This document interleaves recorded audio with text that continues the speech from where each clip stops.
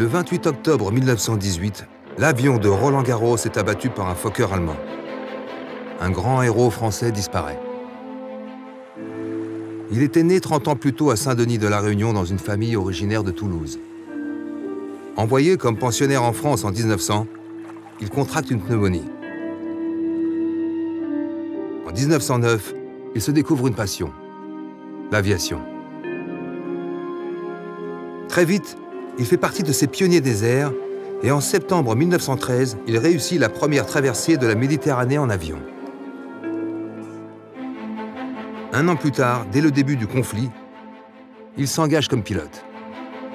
Après avoir participé à de nombreuses missions de reconnaissance et d'observation, il met au point une mitrailleuse tirant à travers l'hélice. Une invention qui va bouleverser les combats aériens. En avril 1915, grâce à ce dispositif, il abat 3 avions allemands et entre dans l'histoire du conflit. Après avoir été obligé de se poser au-delà des lignes ennemies à la suite d'une panne, il est fait prisonnier et ne réussit à s'évader qu'en février 1918. Malgré un état de santé précaire, il reprend le combat, mais 15 jours avant l'armistice, il s'écrase dans les Ardennes. C'est un drame pour tous les Français. Par 2 fois, le lieutenant Roland Garros a choisi volontairement de défendre la France.